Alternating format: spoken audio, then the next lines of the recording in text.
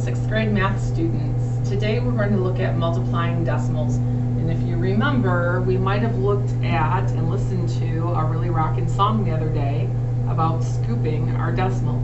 So today I'm going to review that with you in some short notes. So again, you should have a copy of this in front of you, which says multiplying decimals.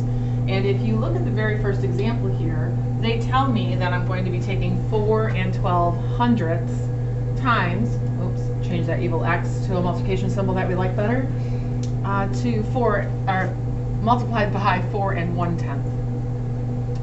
If you look at their hints here, they're telling you before you even multiply, you can figure out where to place the decimal.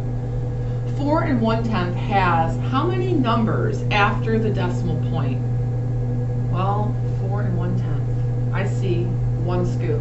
So it really has one number after the decimal. Next it says 4 and 12/100ths has how many numbers after the decimal point? Well, if you go back, I see that there are 2 scoops. What that really means to me is that in a moment, I'm going to have to put those together. I'm not going to make a 1 scoop or a 2 scoop ice cream cone. I'm going to be making a 3 scoop triple decker ice cream cone, 3 scoops. So let's go ahead and answer this final box here. Therefore, 4 and 12/100ths times 4 and 1/10 will have blank numbers after the decimal point. Well, when we're done, we total up our 1 plus 2 scoops and we get 3 scoops, or 3 numbers after the decimal point. This is the rule I want you to apply today when you're working with multiplication of decimals. I want you to consider that you're adding up the total number of scoops. Sometimes we call that the decimal bank. Let's go ahead and practice that with the 3 examples down below. All right. A little bit of trouble because I can't get rid of my ice cream cone currently. All right, we'll try this again. So let me see if I can scroll down here for us and we can take a look at the next 3 problems. Notice I didn't even solve that first one with you, did I? We're just going to take a look at the examples that they've given us down below. Well, if you remember from our song the other day, we are told to multiply like always. So we're going to multiply like we usually do. So for that to happen, I'm going to look for the number with the most digits. So in this first problem, I see 1, 2, 3 digits in the first number, or 2 digits in the next number. I'm going to put the more digity, I kind of made that up, the number with more digits on top. So I'm going to record 1 and 23/100ths times 4 and 5/10ths. Notice that because this is multiplication, we are not, I repeat, I do not line up my decimals. You don't need to. Let's go ahead and multiply like we always do, and in a moment we'll talk about our scoops, or maybe our decimal bank, depending on what you call it. 5 times 3 is 15. Keep the 5, regroup the 1. 5 times 2 is 10, plus 1 more makes 11. Keep the 1, regroup the 1. 5 times 1 is 5, plus 1 more makes 6. Remember, I'm done using this 5 for my multiplication, but in order for me to move over a place value, I need to use a placeholder. Sometimes we call this Bob. I have my 0 in place and I'm ready to multiply. I'm going to move over to this next place value, but I'm going to clean the house first because Bob is coming over. Well, 4 times 3 is 12. I keep the 2, regroup the 1. 4 times 2 is 8, plus 1 more makes 9. Keep the 9, no regroup. 4 times 1 is 4. I record the 4 here, and I show that I'm ready to total this up. So if you remember, multiplication is like repeated addition. So I'll remember to add my 2 products down below. What do we get when we add 5 plus Bob? I hope you'd say 5. And what about 1 plus 2? 3. And 6 plus 9? 15. Keep the 5, regroup the 1. And 4 and 1 makes 5 more. Now there's no way that this would make good sense. I shouldn't be able to get 5,535 when I multiply something as tiny as $1.23 times 4.5, or 4.5. That's not going to happen. So it's time for us to think about our scoops. So how many scoops behind the decimal, or how many place values do we see in the first number? 1, 2. 2 scoops. How many scoops do we see in the next decimal? Just one number behind the decimal. So 1 place value in the decimal. And we're going to total these up to find a total number of scoops. So maybe you're going to have 2 chocolate or 1 vanilla or 2 mint ice creams with 1 lemon. I'm not real sure, but 2 plus 1 gets me a total of 3 scoops. When I look at my answer, I start behind the number as if it were a whole number, and I show 3 scoops. Scoop, scoop, scoop. 3 hops or 3 scoops or 3 places in my decimal. This is my final answer. So again, how did I do that? Well, I had to think about, first of all, treating it like a cone. Okay, and if I'm going to put some toppings on, I noticed that I needed 2 scoops for the first number. 1, 2 scoops, because there were 2 place values. And the next number has 1 scoop. That totals up to a 3 scoop ice cream cone. Let's go ahead and try this next one. Before I even start, could you tell me how many scoops? Do you think that you could just look at the numbers that were given and see how many scoops total you're going to get on your cone? I mean, your product or your answer. Take a look at the first number. I see 1 scoop. Take a look at the second number. I see 2 scoops. Well, 1 scoop plus 2 scoops is just what I saw a moment ago. I'm going to end up with 3 scoops on this problem as well. Let's go ahead and stack these up so that we can go ahead and multiply. So we are going to set this up vertically. We just need to decide which number to put on top. Well, I noticed that this 1 4/10 has 2 digits, but this 0.09 or 9/100, while it has an extra digit, I noticed that there are zeros out front. I'm not really going to have to use those in my multiplication. So for that reason, I would kind of treat it like it has 1 significant digit, we might say, and I'm going to use 1 4/10 in the top of my setup, and this 0.09 in the bottom. You may not like this. If you want to put the 0.09 on top, you're totally welcome to do that. And notice I am not, I repeat, I will not, cannot, well I could, but I will not, you cannot make me line up my decimals for this operation. When we're multiplying, I don't need to. I'm instead going to count my scoops, or build what we call a decimal bank. Let's go ahead and multiply like we always do. So 9 times 4 is 36. Keep the 6, regroup the 3. 9 times 1 is 9, plus 3 more, 10, 11, 12, is 12. And if you notice, if I start multiplying by these zeros in a moment, I'm not going to change the number a whole lot. So I'm really set with these digits, this 1, 2, 6. But the problem that I'm missing, my decimal. Now remember, we talked about the decimal bank, or the decimal scoops a moment ago. I see 1 scoop, I see 2 scoops, 1 plus 2 makes 3 scoops. So if I were to add these up, I'd say 1 plus 2 gives me 3 total scoops. Scoop, scoop, scoop. This isn't a bad answer. The only thing that I would say might be concerning to your 7th grade teachers when they meet you next year, they'd like to see something in that whole number position. So I might do a quick rewrite step, make sure that we get a 0. There are no whole groups here, but there are 126 thousandths, tenths, hundredths, thousandths. It goes 3 places behind the decimal. This is a final answer. I probably should have boxed this in for us. Better model that for you. Let's take a look at this next one. If you notice, I could probably figure out how many scoops I'm going to get even before I start. So I do have to steal my cone because I forgot to put it on the duplication mode. But anyway, I have a cone for us now, and let's talk about how many scoops we see. And the first number, oh, I don't even see a decimal. Where's a decimal in a whole number? Well, this might be worth a small debate in the classroom. You might even pause my video right now if you're working with my guest teacher, and perhaps you'll come up with some great idea about where the decimal belongs in whole numbers. Okay, maybe you're back with me. Maybe you didn't even want to talk it through. You're just like, okay, come on, Mrs. Schumann, tell me where it belongs. Well, if you remember, all whole numbers have a decimal at the back. So I'm not giving you any scoops. This might be someone who has a dairy allergy. I'm not real sure. But there are no scoops, no decimal places in 200. It's a whole number. Take a look at this next number that we're going to multiply by. If you notice, we have 1, 2, 3 scoops. So we're making 3 hops to that decimal, and we're going to be multiplying in a minute. So when I multiply, I add my total scoops together. I have no scoops for the first person, and I have how many for the next? 3. 2, 3 scoops. And we're really ready to multiply. I know in a minute I'm going to move my decimal into my answer 3 places. Well, let's decide which number we think should go on top. In multiplication, it's a commutative property, so really I can rearrange it to any way I like, as long as I multiply carefully. I notice that 200 has 1, 2, 3 significant digits. I need all 3 of those when I'm multiplying. I notice that this, if I were to cover up those zeros in front of it, I really could just multiply by 4 and then talk about my decimal hops in a moment, or my decimal scoops. I'm going to place the 200 on top, and not necessarily because it came first in the problem, just because I notice it has more significant digits when it comes to this multiplication. More numbers and more place values in the whole number, I should say. All right, let's go ahead and multiply like we always do. 4 times 0 is 0, 4 times 0 is 0, 4 times 2 is 8.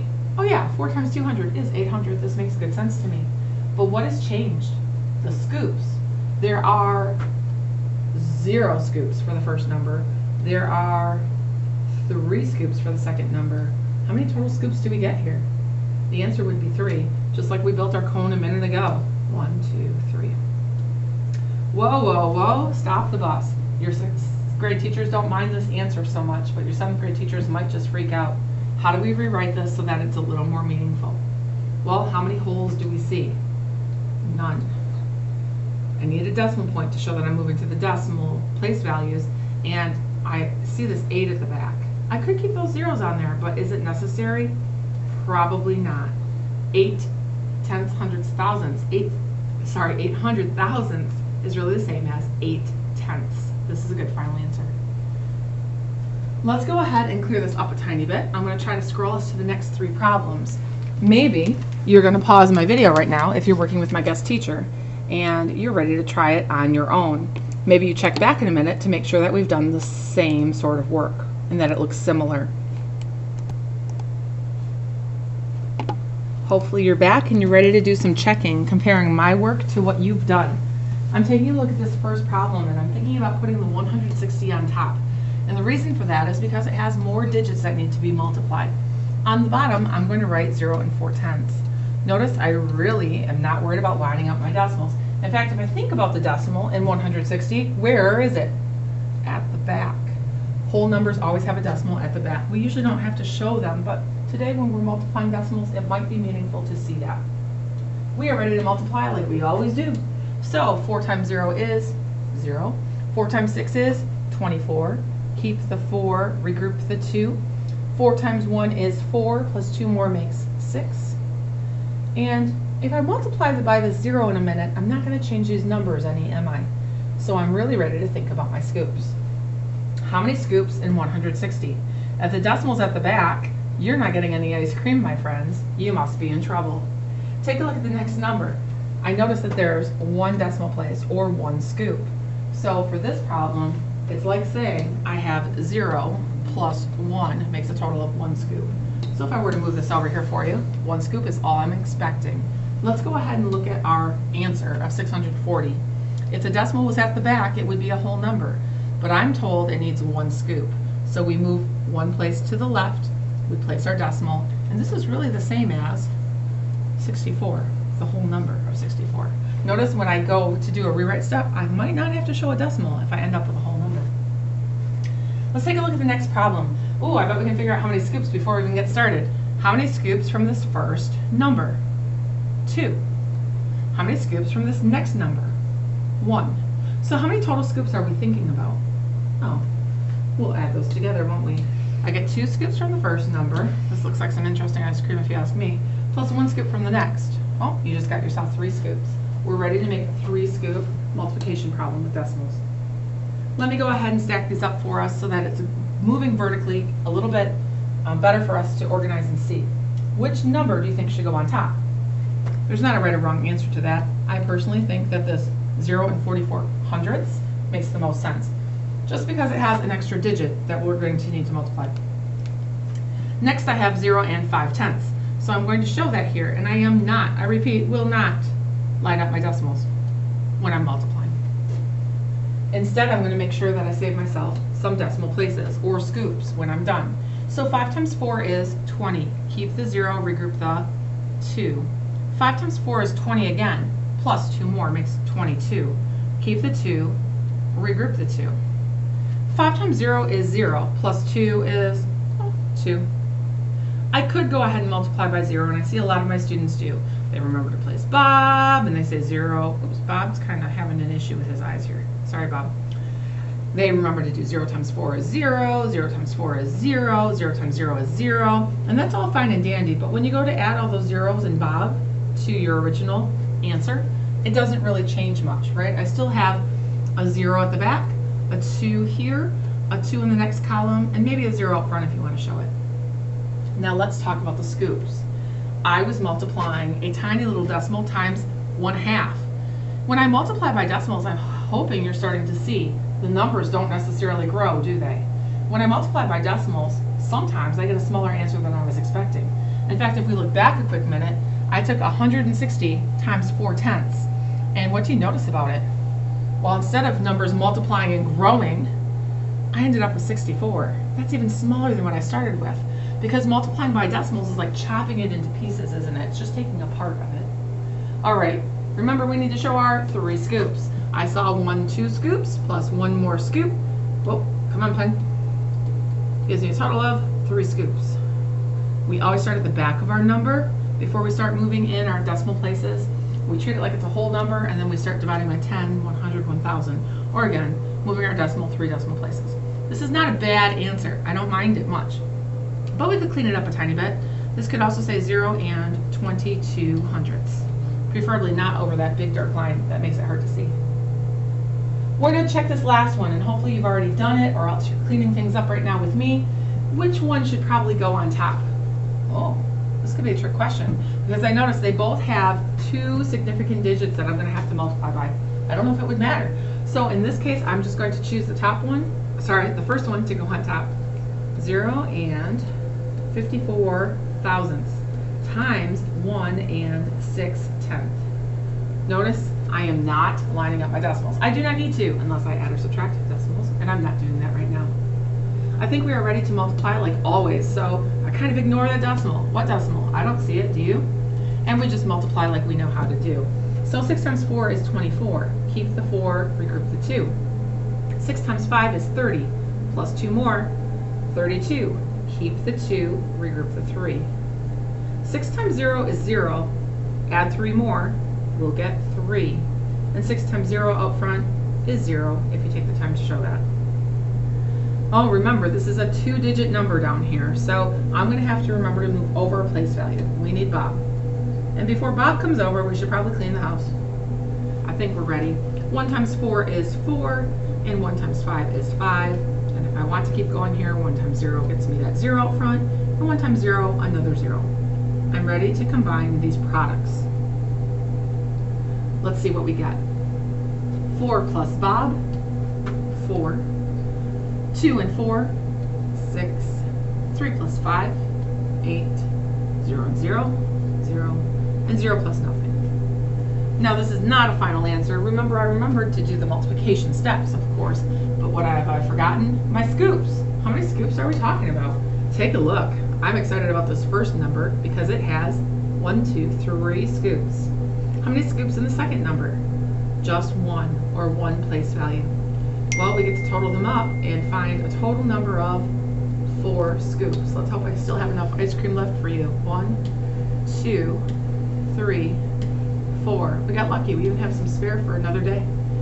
If that's the case and I have 4 scoops total, it means that here I need to show you what happened to this here. Plus 1. Okay. 3 plus 1 gets me 4. I need to show you my 4 hops, or my 4 scoops in my answer. So starting at the back as if it were a whole number, I hop towards the left. 1 scoop, 2 scoops, 3 scoops, 4 scoops. It's almost as awesome as that song that you learned the other day. This looks like a good final answer to me because it has 0 as a placeholder in the ones place.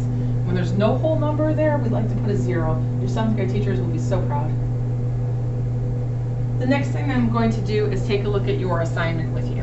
So now would be an appropriate time for you to get this next paper out. So maybe if you are enjoying my guest teacher today, away from Mrs. Schumann for a moment, you're going to get out something that looks like this.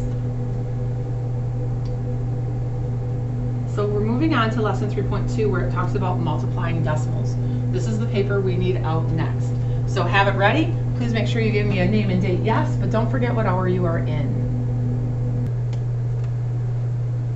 moving on with lesson 3.2, multiplying decimals.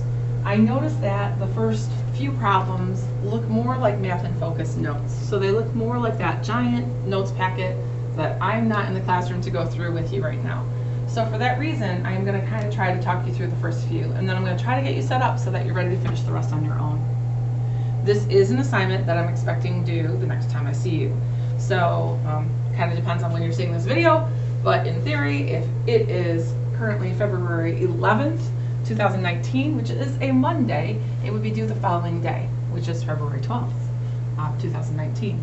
So if you're watching this at a different point in time, disregard the deadlines, pay attention to the skills.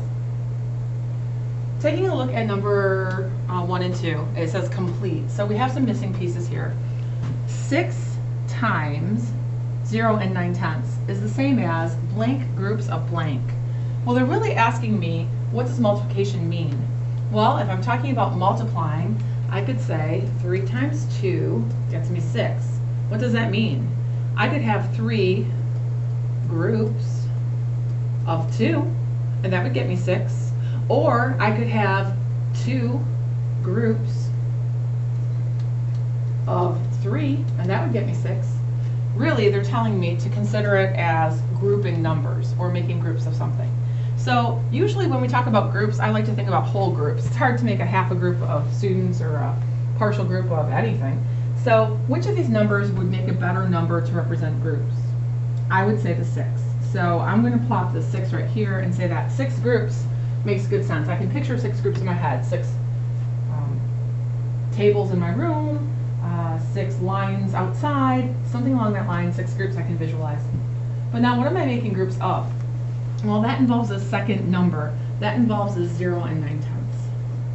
And now I'm going to push you a little bit. In fact, on your homework assignment, I hope that I gave some extra notes here that say, actually solve. Give me a darn answer. I don't know why we would stop at this point just to say, yep, we understand what it means, but let's stop there. No, let's take it one step farther. Does anyone know what 9 times 6 is? I hope someone in the room is going, I do. It's 54. Good. I'm going to record 54 here.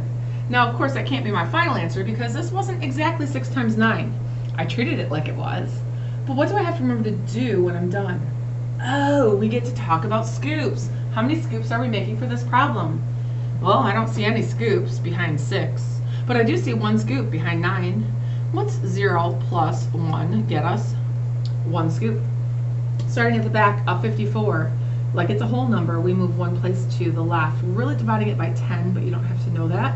And I guess I would show you that my final answer is 5 4/10. Cha-ching.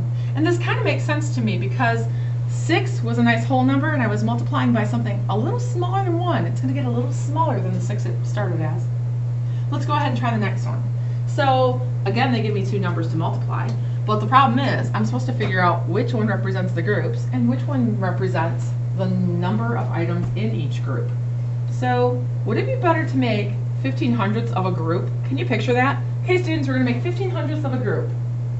That's not too cool unless we have exactly 100 students or something. I don't think that's going to work. So I think a better number would be that whole number. Let's go ahead and say we're going to make 9 groups. I can visualize that. 9 whole groups makes sense to me. Well, that means that we must be counting groups in a size of 15/100ths each. Almost like 15 cents in each group. I can picture that. Well, I would tell you don't stop here. Why don't we go ahead and solve? So why don't we try some mental math? We would say we know 9 times 10 is 90. So I'm taking this 9 times this 1 out front, treating it like a 10. 9 times 10 is 90, and 9 times 5 is 45 more. Well, what's 90 plus 45? Someone out there is doing the math. I hope they're figuring out. I'll get 135. Now, there's no way that's my final answer, because this is like saying I have 15 cents in each of my 9 groups. So I know it shouldn't be as much as $135, or else I would personally try that at home. So I need to think about the scoops next. How many scoops in 9? Well, if my decimal is located at the back of a whole number, there are no scoops. No ice cream for you, 9. How about this 15/100ths? How many scoops or decimal places behind the decimal? 2. So in my answer, I need to move a total of 2 decimal hops or places. This is the final answer. And that would make good sense. It almost looks like money. Again, 15 cents plus 15 cents plus 15 cents. If I did that 9 times, I would probably get close to $1.35 or exact. This next section says, write a multiplication statement that represents each number line. So they're doing a visual approach for exactly what we've been doing. So we've shown you the abstract, I've shown you how to do the multiplication and move the decimal in, but they're like, hey, can you make sense of what's happening here? And I think the answer is yes. Notice when we talk about groups, it's something we can visualize. Well, can you visualize these hops? How many are there? 1, 2, 3, 4, 5. I notice that there are 5 hops. Isn't that the same as groups?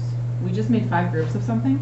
So that's like saying 5 groups of, or 5 times whatever they're counting by. Well, what are they counting by? Do you notice the pattern? They started at 0 and it went to 0 and 6 tenths.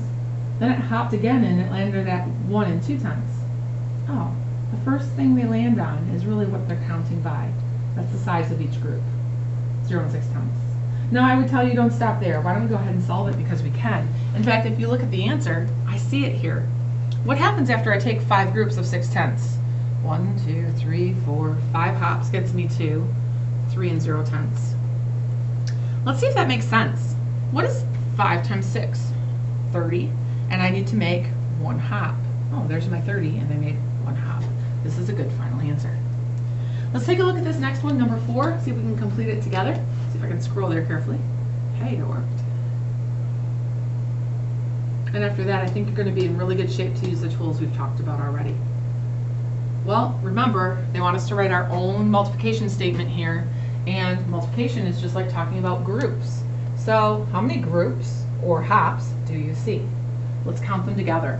1, 2, 3, 4, 5, 6. I noticed 6 groups. I could even write out groups if you want me to, or I could just number them up here for you.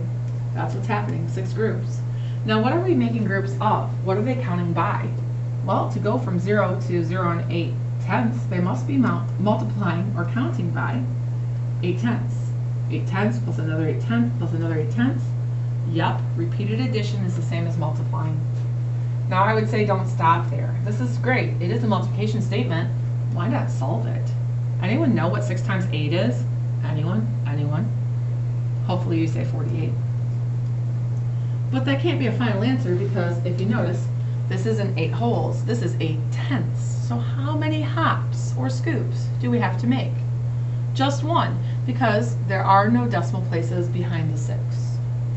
Let's go ahead and start at the back of our number, move 1 hop to the left, and this is interesting. 4 and 8 tenths looks really familiar. Oh, it came from our number line also. With this idea in mind, you could definitely draw number lines if it's helpful to show you the visual, or you could think about groups of things. Like on number 5 it says, show me 9 groups of 3 tenths. You could do something like that. But they also say, we're ready for the abstraction. We're ready to write this vertically and multiply. So let's go ahead and set up just a couple of these so that you're ready to roll. And maybe you're like already cruising and you're saying, I don't think I need the video any longer. And if that's the case, that's awesome, because you're in a good spot to get this done and turned in for the next time I see you. Number 5, it says that I can stack them vertically. I'll be honest, I don't know if I want to, because this is a mental math problem for me. But okay, I'll do it. They asked me to. 0 and 3 tenths seems to have an extra digit, so I'll put it on top, times 9. And the 9 is a whole number, no decimal places. So let's multiply like we always do. 9 times 3 is 27. Keep the 7, regroup the 2. 9 times 0 is 0 plus 2 more gets me 2. Now this would be an awesome 27 if that 3 was a whole number. But it's not, it's 3 tenths. So let's talk about the scoops. Scoop, there it is. So how many scoops do you see? Just 1. How many scoops behind the 9? None. How many scoops altogether? 1. So starting at the back of our number, 1 scoop. 2 and 7 tenths, final answer. Let's try another one. Let's move down here to number 7. So I'm going to clear this real quick. Hopefully you're caught up and things are going good.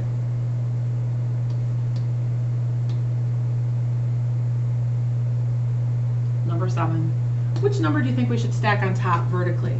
I see one that has more digits that are considered for multiplying. This 15 is what I would choose. You don't have to do that, but it works well for me. I'm going to multiply by 0 and 8 tenths. Notice I am not, I repeat, I will not line up my decimals because I'm not adding or subtracting them. So let's multiply instead. What is 8 times 5? I hope you say 40. We keep the 0, regroup the 4. What is 8 times 1? I hope you say 8 plus 4 more makes 12. And I could multiply by the 0, but we learned a little bit ago that doesn't change things a whole lot, does it? Now my answer would be 120 if no decimal existed in this problem, but I see a couple of decimals. I see 1 sitting behind 15, but no place values, so that's like 0 scoops. I see 1 place value, and this is 0 and 8/10, so that makes 1 scoop. I total them up for a total of 1 scoop. Starting at the back, you get a 1 scoop ice cream cone, scoop, there it is. This is probably not a final answer. It might be nicer if it just said 12. That 12 is a whole number. When I have a decimal point and a 0 behind it, well, I can kind of take those off and clean it up a little bit. It really represents a whole number of 12. I hope this is going pretty well for you. Let's take a look at maybe number 9, just in case you need another hint. So number 9, happening now. Doesn't matter which number goes on top, never in multiplication, but I do notice this. I might want to think about the one that is more digity. Okay, so does it matter for number 9? Oh no, neither one has more digits, so I'm just going to stack them in the order they were given. Oh no, my decimals are lined up. Oh, who cares? It happened by accident. It was not intentional. I do not line up my decimals when I multiply. I think it's too dangerous. Too many errors happen to students when they do that. So let's multiply like we always do. 9 times 5 is 45. Keep the 5, regroup the 4. 9 times 0 is 0, plus 4 more makes 4. I could multiply by the 0, but I'm not sure it's going to do much for me. So for that reason, I think my multiplication is done. What I need to talk about are scoops. How many scoops in the first number? 1. There's 1 number behind the decimal. How many scoops in the next number? 1 more. There's 1 scoop and 9/10. So I have 1 scoop and 1 more scoop gets to be a total of 2 scoops coming your way. This isn't bad, but I would encourage you to rewrite it as a final answer on this line, and let's give it a whole number of 0. 0 and 45 hundredths. That makes a lot of things to me. It makes sense to me is what I'm trying to say to you, because I could also think of this like fractions. 5/10 times 9/10. Whoa. 5 times 9 is 45, and 10 times 10 is 100. 45 hundredths. Notice this goes to the hundredths place. It's ready for decimal form. So another way just to kind of convince you that this decimal idea is working. I'm trusting that you're in a good spot to continue this activity. I do want to point out that on the back side, you're going to get to a section that says multiply mentally. Let's be honest. Some of you are going to be like, cool, I'm fine with that idea. I'm going to multiply that mentally because 7 times 7 is 49. But what you're missing here is that you have to show me the scoops. So how many scoops do we see? 1. So how many scoops should I see in your answer? 1. That is multiplying mentally, but you might have to show me your decimal scoops. Oh my gosh, that means that on number 16 we could try this one together as well. I bet you know 9 times 8 is, ooh, someone out there is saying it, 9 times 8 is 72. If that's true, I need to think about my scoops next. How many scoops do we see? Well, here I have 1 plus 1 scoop gets me a total of 2 scoops. Start at the back of your number and hop twice. I'm still working mentally with my math skills, but I'm also considering the scoops when I'm done. Now let's be honest, if you do not know 26 times 3 in your noggin, and you don't want to break it into 20 times 3 plus 6 times 3, although that would work, and then move your decimal in, you are allowed to stack these vertically. So multiply mentally if you can successfully, right? If you can. If you can't, are you allowed to stack it vertically? Absolutely. Should you be using a calculator? Probably no, because again, I'm looking to see that you have this skill down, this abstraction, that you can count the scoops or the decimal places we need when we multiply to get final answers that are accurate. Down below, they tell you to write again in vertical form and then multiply. Obviously, I need to see some work on these. I expect to see that that your numbers will be stacked vertically. I expect to see that you will use placeholders like Bob when necessary, and that you'll think about those scoops when you're ready.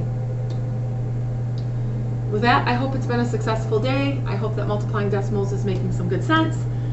If not, you know where to find me. Please work together to try to finish this assignment until your time is up, and expect that I'm collecting it when I see you next class.